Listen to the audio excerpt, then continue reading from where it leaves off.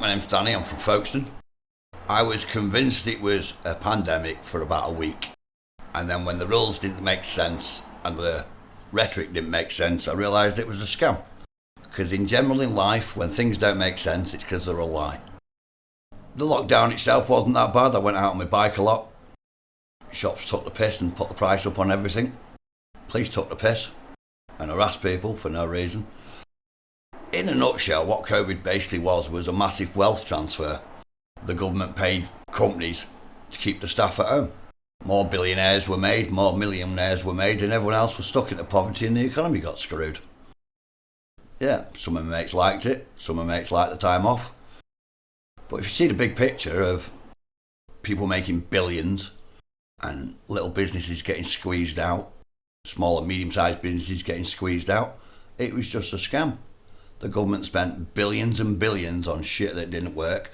I don't think track and trace actually track and traced anybody. Loads of money on PPE that didn't work. And then the flip side of it is, if you owed the government a couple of £100 for an overpaid benefit, they come after with the courts. It's mad. Politicians get to rake off billions for their chums in private equity firms, and everyone else just gets screwed. So yeah, for me, COVID was just another prime example of the political class ripping everybody off and using a narrative to justify it. Because let's face it, everybody's scared of dying. You go on TV and say you must stay at home, we're in a national emergency, the vast majority of people will toe the line. When in actual fact, yeah, there was a disease out there killing people, but you didn't need to shut down the country for it. It was just a farce. I know a lot of people struggle with the pandemic. They couldn't handle the isolation or being cut off from people, but I've got a serious mental illness. I've had it all my life. And people who've got mental health problems, everyone I knew, what everyone else experienced when they suffered in lockdown, that's what people with mental health experience every single day. Isolation's not new to me. I experience it every day. Not speaking to people's not new to me. Because with a mental health problem, you're not the same as everybody else and people treat you differently. They just do. So day to day in the lockdown is just like day to day every other day. Mental health is a great training ground for being cut off from people. The one thing I do think is ironic though is all the posh people are like, you can't lock us up, seclude us away from our family, it affects our mental health. We've been doing that to people in jail for decades. We lock them up in a 6x9 concrete box. We don't give a fuck about their mental health. We don't give a fuck about them being ostracised from the family or separated from the family. That's just what we do to people. If you truly want to see how a country really is, then you should check out how they treat their elderly, how they treat the kids, and how they treat the prisoners. And if you look at that rate from this country, we store our old people in warehouses called nursing homes and wait for them to die. We store our kids in children's homes where they get no love and no compassion and no rights, and when they're 18 they get out and everyone expects them to respect our rights when they've had no rights of their own. And then we've got the jails where we just exploit people and warehouse them and treat them like shit. And the sad thing about that is most of them will get out, and when they get out they'll treat everybody else exactly the same. But our so-called leaders and politicians are not intelligent enough to work this out, that if you treat someone like shit for 4 to 5 years, when they get out, they're going to treat everybody else like shit. It's not rocket science. Being depressed and having a mental illness are two totally different things. Everybody gets depressed. I guarantee when there's a football match tomorrow, whoever loses, the people that support that team will be depressed. But that's totally different from being depressed enough to go to the top of a 19-storey block of flats and jump off it. Those are two different things. Statutory services are a joke. And voluntary services are so overwhelmed, they don't need my shit as well as the shit they've got going on. I believe in God, I pray when I'm in trouble, and I rely on God. Sod everybody else. I don't mean sod everybody else in the context of sod their needs. What I meant is, I rely on God. I don't rely on people, I don't rely on the government, I don't even rely on myself. I was master of my life for 32 years and it was a car crash on steroids. I've been a Christian for 18 years now, and it's a billion times better. I went from living in a skip to having a 1-bedroom flat. I went from having the clothes I'm stood up in to a couple of $1,000, a really nice bike and a nice life. But all that came through God. It didn't come through social services or the dole or the mental health team or the council. None of them had anything to do with it.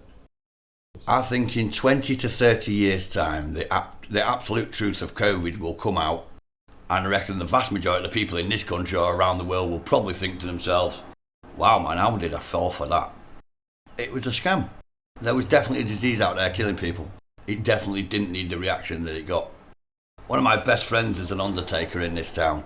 People over the age of 80, high death rate. People under the age of 80, low death rate. Do you know how many people were killed in this country? You can check this fact on BBC, Google, wherever you like. How many people under the age of 50 with no illnesses? How many people have died under the age of 50 in this country who didn't have a pre-existing medical condition of COVID? The answer is zero. Not a single solitary person who didn't have a comorbidity died of COVID. And yet we closed the entire economy and the entire country. Doesn't seem very logical, that.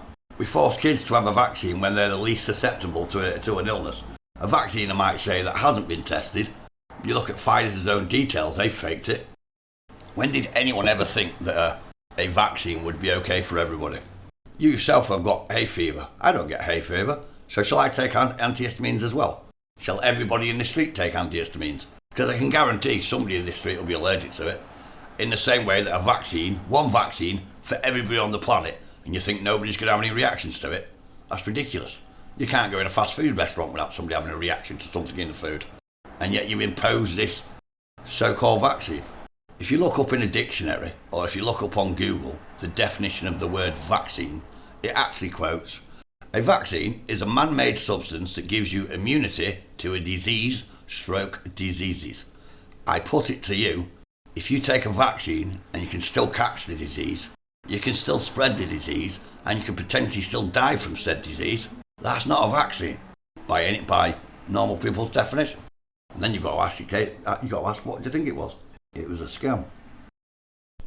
What loads of people don't understand in this country is it's easier to con people than it is to convince them they've been conned.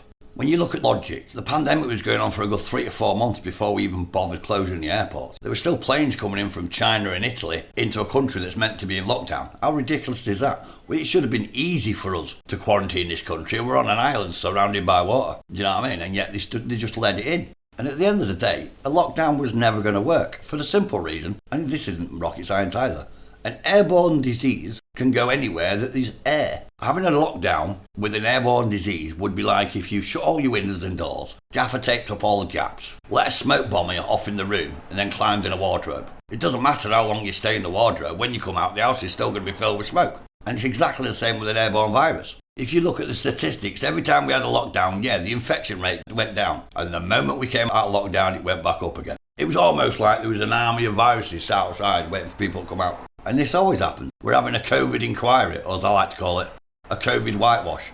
It'll take about 12 years, it'll cost millions of quid, and nobody will be held responsible. They quite often have these things called lessons learned meetings, where they allegedly sit down and learn the lessons of what's happened in the past, but nothing ever gets learned. The COVID inquiry will be a whitewash. The Grenfell Tower inquiry was a whitewash. Every single inquiry we have in this country is a whitewash. Basically what it is there's a tactic in government, and the way it works is when something atrocious happens like Grenfell or COVID, everybody's up in arms and they want answers. And what they do is, in order to take the heat out of people's complaints, is they set up an inquiry. And then 6 months later they'll announce who's going to chair it. 6 months after that they'll announce who's going to be on the board. And then a year after that they'll start taking evidence. And a couple of years after that they'll finish taking evidence. And a couple of years after that they'll finally come up with a report. And what it ends up doing is, 10 years down the road, nobody gives a fuck what happened 10 years ago. People are so busy concentrating on getting the extra $2,000 for the mortgage, or finding a way of feeding the electric meter so they don't freeze to death. They don't care about what happened 10 years ago. Most people don't care about what happened 2 weeks ago. If it didn't directly affect them, they're not that bothered. And this is what the British government does. It uses tactics to take the heat out of a situation, report on it 10 years later when nobody cares and most of the prime actors aren't even politicians anymore. And that's what we do. Ironically, you can sort out politics really, really easily. All you need to do is put them on performance-related pay like they put everyone else on. So when a politician gets voted in, if they get voted in saying they're going to do A, B and C, fine. After 5 years, if you've not done it, all the money we've paid you will have back. Because you got in under false pretenses. You said you're going to do A, B and C, and you're definitely not going to do X, Y and Z. The moment you get in, you do X, Y and Z, and you definitely don't do A, B and C. That's obtaining a position by false pretenses. That's a criminal offence. But nobody ever gets done for it, do they? Because we all know there's 3 tiers in this society. You've got the elites, you've got the political class, and then you've got everybody else. One point of irony I have got is Rachel Reeves recently got in trouble for calling Tories scum. Everyone said it was outrageous, you shouldn't call them scum. The etymology of the word scum comes from an Irish word that means robbers, barons and criminals. I think Rachel Reeves' description of Tories being scum is actually quite accurate, because Tory means a robber, a baron and a criminal.